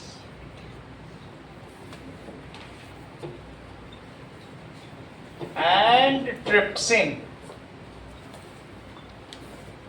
in intestine to break down food. इसलिए इसका क्या नाम है? So it is heterocrine. ये कहीं लिखा है हमने पैंक्रियास में, ये हीट्रोक्राइन ग्लैंड होता है, दोनों का काम करता है। अगला देखो, अगला है कि that is adrenal gland. Adrenal gland क्या हुई? It is found at top of kidney. It is found in pair.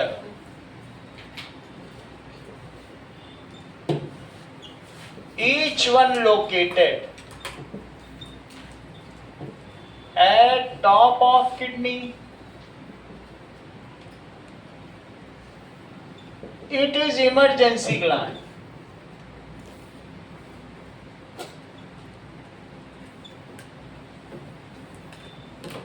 इसका काम क्या है? It releases adrenaline hormone. उससे क्या होता है? And prepares us in emergency situation for fight और फ्लाइट। हम चाहें तो लड़ भी सकते हैं, और फ्लाइट का मतलब वहां से भाग भी सकते हैं। अगर नहीं हमें समझ में आ रहा, बहुत ताकतवर व्यक्ति है, पहलवान से मुकाबला हो गया, अरे भैया तुम तो बहुत अच्छे, चुपचाप खिसक गए। अब कमजोर पड़ गया तो पकड़ के गुर्दा फोड़ दिया, दोनों काम कर सके। तो ये चीज है। ये क्या सेक्रेट करता है? It increases heart beat rate, it increases respiration rate, breathing rate, ये सब काम ये करेगा और हमारे अंदर बहुत ऊर्जा भर देगा। चाहे तो भाग लो, भागने में भी तो एनर्जी चाहिए, और नहीं फिर क्या होगा? दूसरा क्या होगा? फाइट और फ्लाइट। बाकी हमारी बॉडी में जब हम भाग के दूर जाएंगे, सांस ले लेंगे, तो एक होता है पैरासिम्पैथेटिक सिस्टम, वो क्या करता है बताओ? वो रिस्टोर कर देगा एनर्जी, कामनेस, कूलनेस में, तो वो फिर काम करना। चलो, तो दैट इज, ये किस तरीके से काम करता है? सर ये जो बुक में फिगर बना है, इसके अंदर एड्रेनालिन जो है वो किडनी के ऊपर होता है, हाँ, पैंक्रियास बीच में। बीच में तो नहीं होता, ऐसे ही होता है। ये किडनी यहाँ है, यहाँ पे है किडनी, और पैंक्रियास ये स्टमक है, ये स्टमक तो ये है ना, स्टमक के पीछे।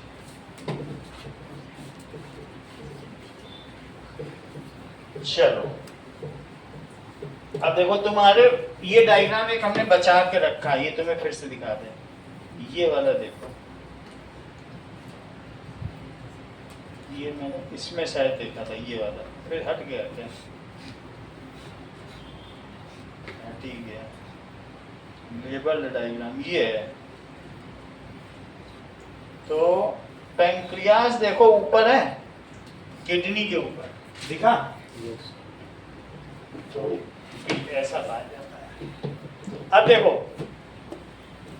तो ये इमरजेंसी ग्लैंड है, ये क्या सेक्रीट करेगी बताओ?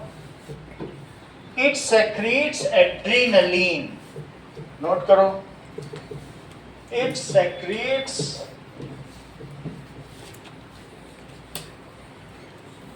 एड्रीनलिन।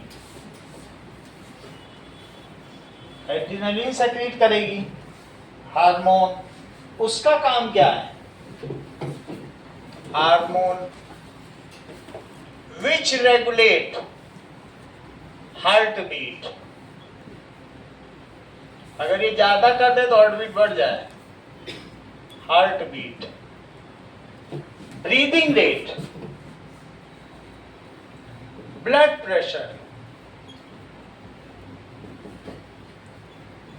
ब्लड तेजी से भेजा जाएगा तो रेस्पिरेशन भी तो बढ़ेगा, ठीक है, ये सारा काम करेगा। एंड कार्बोहाइड्रेट मेटाबॉलिज्म, और बहुत सारा कार्बोहाइड्रेट टूट जाएगा। कार्बोहाइड्रेट शुगर ही तो होती है, और वही टूट जाए तो क्या होगा? हम 6 फीट उछल जाएंगे सांप देख के, दीवार फांद जाएंगे, सोचेंगे अरे हम कैसे फांद गए, हम तो कभी फांद ही नहीं पाते। ये हो जाता है इमरजेंसी। तो ये क्या करता है? It during emergency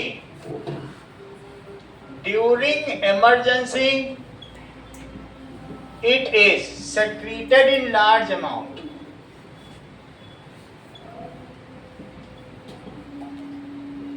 It is secreted in large amount and prepares body for fight और फ्लाइट। ये प्रोवर्ब है, idioms and phrases under emergency situation, वो तो ऊपर लिखा ही है। तो ये काम करता है। अब आगे देखिए कि ये जो हार्मोन है ये बिल्कुल मुकुट मणि की तरह रहता है। ये ऐसा होगा, तो तुमको दिख रहा है मुकुट की तरह, दिखा देता हूं। ये देखो, ये ऐसा होगा, दिख रहा है कैसा है? ऊपर की ओर है ना, किडनी के ऊपर। Next is testis. It is also called gland of emergency। लिखो इस चीज को, also called gland of emergency। Now, testes। Testis scrotum में रहेंगे, ये पाउच है, और इस पाउच में 2 ओवल शेप टेस्टिस रहेंगे। Now, it is outside lower abdomen। So location कहाँ है बताइए? It is found in males। Found in males। Males में पाया जाता है। And located outside lower abdomen। Lower abdomen का मतलब ये पेड़ों के नीचे पाया जाएगा।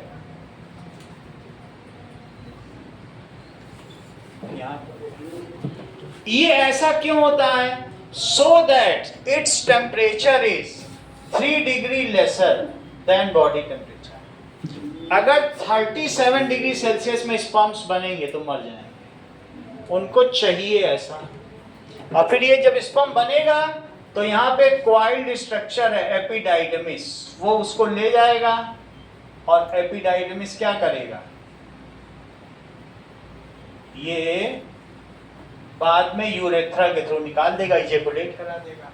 तो ये एपिडाइडमिस है, टेस्टिस यहाँ से निकल जाएगा, बाद में यूरेथ्रा से निकल जाएगा, ठीक है। ये टेस्टिस है। ये जो अंडे हैं इन्हें क्या कहा जाएगा? टेस्टिस कहते हैं कि नहीं। अब ये देखो, आउटसाइड लोअर एब्डोमेन, इन ये क्या होते हैं, इसके दो काम हैं। क्या ये हीट्रोक्राइन है क्या? It is heterocrine gland, it is heterocrine gland, जैसा मोहित ने कल बताया था, क्राइन gland. It has two function. एक तो क्या होता है, it gives secondary sexual characters during adolescence. जब प्यूबर्टी आती है तो ये नहीं कि प्यूबर्टी आती है, मान लो 13 साल में आ गई प्यूबर्टी, स्पर्म रिलीज हो गया तो कहते चलो बच्चे की शादी करो, अब लड़के को अब प्यूबर्टी आ गई, या लड़की की 11 साल में आ गई। नहीं, अभी उसमें पूरा फीचर्स नहीं आया, सेकेंडरी सेक्सुअल फीचर आया नहीं है। तो वो एडोलेसेंस में, तो उसका पूरा जो किशोरावस्था है, एडोलेसेंस का क्या मतलब है, टीन एज, 13 से 19 तक उसमें पूरा फुल फ्लेज बॉडी डेवलपमेंट होगा। तो टीनेजर का मतलब बॉडी डेवलपमेंट की एज, जिसको जुवेनाइल या एडोलेसेंस स्टेज कहते हैं। समझ में आ गई बात के लिए? Teen age, juvenile stage, adolescent stage या किशोरावस्था, 4 नाम। तो अब यहां तक तो तुम्हें बात पता चल गई। हीट्रोक्राइन ग्लैंड, इट रिलीजेस टेस्टोस्टेरोन। कहां पे करेगा बोलो? In blood. कब करेगा? Eight the time of puberty. पूरे जिंदगी नहीं करेगा, यानी कि जिंदगी भर मेल फीचर एक बार एस्टेब्लिश कर दिया, बस काम खत्म। It releases testosterone in blood at the time of puberty. और क्या करेगा? And gives secondary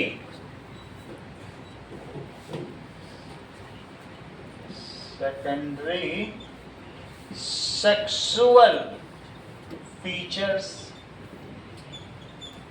in male. Muscular body बना देगा, गोनॉड्स को हार्डर और ब्लैक कर देगा।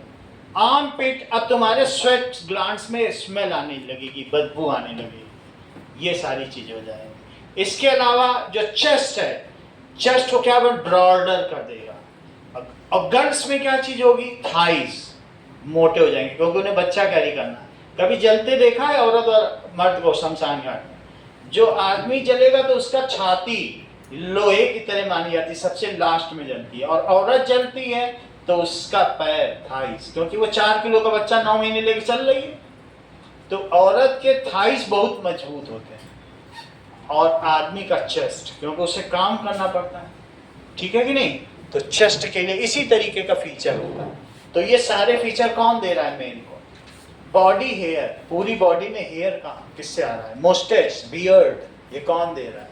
ये सब दे रहा है। तो सेकेंडरी सेक्सुअल फीचर दे रहा है कि नहीं दे रहा है? और क्या दे रहा है? Eight the time of puberty. Puberty is what? The time eight which the sperm starts releasing, वही प्यूबर्टी। अब आगे की बात देखो। ऑल्सो ये क्या करता है? Also it releases sperm. तो क्या स्पर्म ये ब्लड में रिलीज करेगा? नहीं, it releases sperm through urethra. तो ये यूरेथ्रा है जिससे रिलीज होगा, उसे क्या कहेंगे? और ये पाउच है, तो ये यूरेथ्रा। यूरेथ्रा का मतलब ओपनिंग। ओपनिंग का मतलब है कि इसी से यूरिन भी आएगा। मेल में यूरिन और स्पर्म एक ही जगह से आते हैं। तो ये चीज मैंने अभी तुमको एपिडाइडिमिस बताई थी कि नहीं? यहां से एपिडाइडिमिस निकल रहा है, और यहीं से ये चीज, एक ही चीज होगी, या तो स्पर्म का इजैकुलेशन होगा, और नहीं तो ये आगे बढ़ गई, और आगे बढ़ के अब कहां से निकलेगी बोलो? यूरिन। यूरिनरी ब्लैडर तुम लोग जानते हो, तो यूरिन निकलेगा, और या फिर क्या होगा बताओ? एपिडाइडिमिस। बोलो, बात समझ में आ गई? तो फीमेल में दोनों के लिए अलग अलग है। दैट इज यूरिन के लिए अलग है, और दैट इज इसके लिए ओवम के लिए अलग ट्रैक है। उनका रिप्रोडक्टिव ट्रैक अलग अलग है, लेकिन मेल में एक ही है। तो ये बात तुम्हें समझ में आ गई? That is it releases passes sperm through urethra, इसका नाम लिखो, अगले चैप्टर में पढ़ने वाले हो। इसको क्या कहते हैं? और नहीं तो डायग्राम देख लो बुक में, यूरेथ्रा। तो स्पर्म थ्रू यूरेथ्रा। अब दो अलग अलग चीज ये निकाल रहा है, तो इसलिए इसको टेस्टिस का। अब देखो ओवरी क्या है, it is found in pair,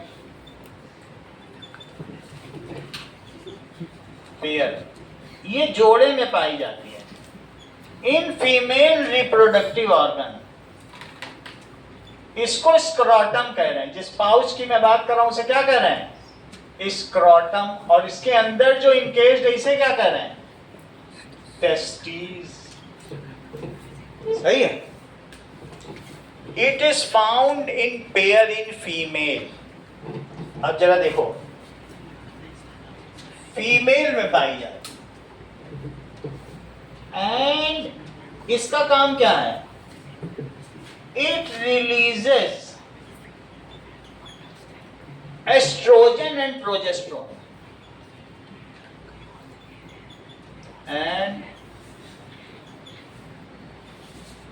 जब कोई भेड़ या बकरी मरती है तो उसके टेस्टिस के लिए जो पका के दिया जाता है, बहुत खास मेहमान होता है तो टेस्टिस पका के दिया जाता है। इसके लिए लड़ाई होती है कि हमको टेस्टिस नहीं दिया, है ना। भेड़ बकरी की बलि नहीं चढ़ाई जाती अफगानिस्तान पाकिस्तान में, तो इसके लिए लड़ाई। एस्ट्रोजन एंड प्रोजेस्टेरोन को दो अलग अलग काम है। ये अगर राम है तो ये रावण है, इसका मतलब समझो। ये क्या करता है?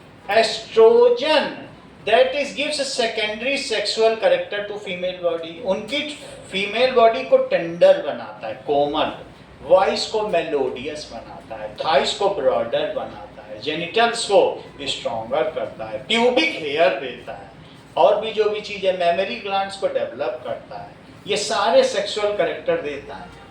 इतनी बात समझ में आ गई कि नहीं?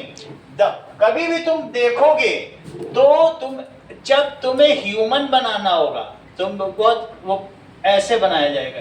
ये मेल है, मेल का हाथ ऐसे बनाया जाएगा, ये मस्कुलर, ये मेल है। ऐसा देखा है तुमने कि नहीं देखा है? कि पॉपाई ऐसा कुछ तुम लोग सीरियल नहीं देखते हो कभी? तो ये पॉपाई का बॉडी है। समझ में आई बात? और ये तो पॉपाई का बॉडी हो गया। और फीमेल में क्या होगा? ये नीचे बड़ा बनाया जाएगा,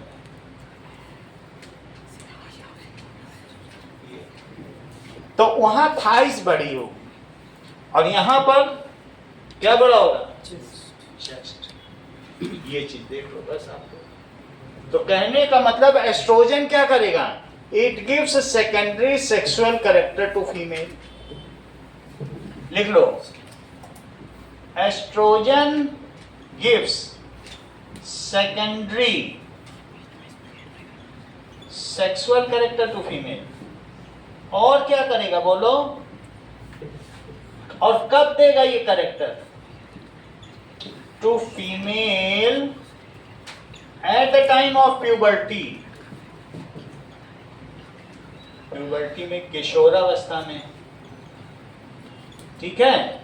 जब अंडे रिलीज होने लगे, एग रिलीज होने लगे, तो प्यूबर्टी हर महीने या 28 दिन में एक एग रिलीज करेगी। सो इट ऑल्सो, जो भी ओवरी होगी तो उसमें एग को कौन मैच्योर करेगा? एस्ट्रोजन। पहला काम तो सेकेंडरी सेक्सुअल कैरेक्टर दे दिया, ब्लड में मिक्स हो गया, और जो जो करना है फीमेल को फीमेल बना दिया। तो ऐसे ही इसका एक और भी काम है। वो क्या काम है? ये देखो कि दिस इज,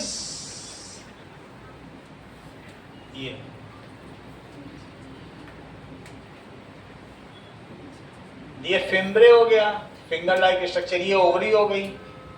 इसका काम है, ये ओवरी हो गई। अब ये देखो, for maturation of egg, it also helps in release of matured egg.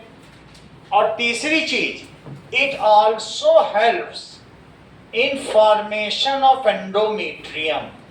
यहां पर एक इस तरीके की जो बनेगी लाइनिंग, उसको क्या कहते हैं? एंडोमीट्रियम। एंडोमीट्रियम कौन सी लाइनिंग होती है? ब्लड की और म्यूकस की लाइनिंग होती है। क्यों?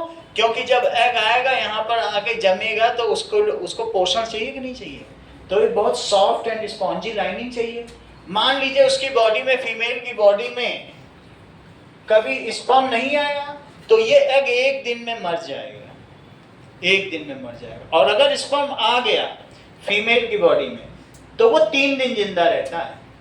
16वें दिन, मेंस्ट्रुअल साइकिल 28 दिन का होता है फीमेल में, तो 16वें दिन एग रिलीज होता है। अगर 14वें दिन स्पर्म आ गया तो 14, 15, 16 3 दिन जिंदा रह सकता है, इतना खाना उसके पास है। और अगर 17वें दिन भी आ गया तो वो भी इन दोनों में फ्यूजन हो जाएगा, फर्टिलाइजेशन हो जाएगा, क्योंकि एक दिन ये जिंदा रहेगा। तो 14 से 17 तारीख तक का फर्टिलाइजेशन पीरियड होता है किसी भी फीमेल का। बात समझ में आ गई तुमको?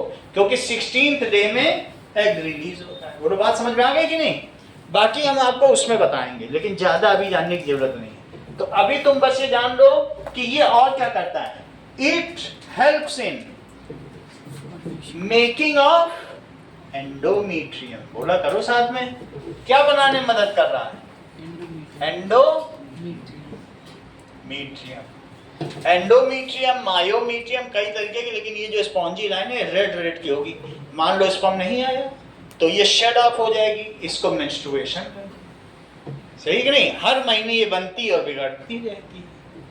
तो क्या चीज है? It also helps in ovulation and formation of, किसका formation? Of endometrium। एंडोमीट्रियम क्या होता है? Blood and mucus lining in uterus, बच्चेदानी में। और वो क्या करेगा? प्रोजेस्टेरोन क्या करेगा? Does not allow to release more than 1 egg. तो कुछ ऐसे लोग होते हैं माला डी खा लेते हैं, वो नहीं होता, कुछ पिल्स होती हैं, तो प्रोजेस्टेरोन इतना खा लेंगे कि एक एग भी नहीं रिलीज होगा। कहते हैं बर्थ कंट्रोल पिल्स नहीं होती जो। प्रोजेस्टेरोन का काम है एक के बाद अगले को न रिलीज करना, लेकिन ज्यादा प्रोजेस्टेरोन हो जाए तो क्या वो एक को भी रिलीज करने देगा? तो प्रोजेस्टेरोन क्या करेगा? Does not allow other egg to release. ठीक है, once one egg is release, does not allow other egg to release. और क्या करेगा? If fertilization does not occur, then it makes cracks on endometrium and leads menstruation। तो menstruation हो जाएगी, सब progesterone का ही काम। If fertilization does not occur,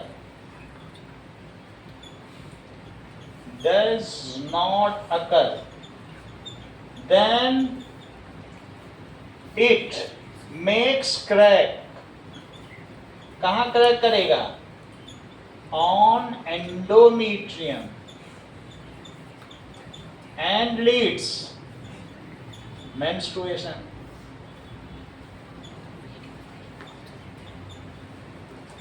और साथ में सेकेंडरी सेक्सुअल कैरेक्टर को ये रोकेगा, कहेगा ज्यादा मत बढ़ो, ना मेमोरी ग्लैंड्स ज्यादा बढ़ो ना ज्यादा कुछ हो, नहीं तो पता चला मेमोरी ग्लैंड्स ही बढ़ती चली जाए। उनको कौन रोक रहा है? प्रोजेस्टेरोन रोकेगा। नहीं, बस इतना ही बढ़ना। तो बात समझा? और किसी में अतिरिक्त हो, प्रोजेस्टेरोन बहुत आयत में हो, पता चलेगा उसका ब्रेस्ट ही डेवलप नहीं हो रहा, तो ये भी बात है। तो प्रोजेस्टेरोन एक रावण है, और जबकि एस्ट्रोजन क्या है? राम। समझ में आ गई ना बात? इतना ही इस चैप्टर में।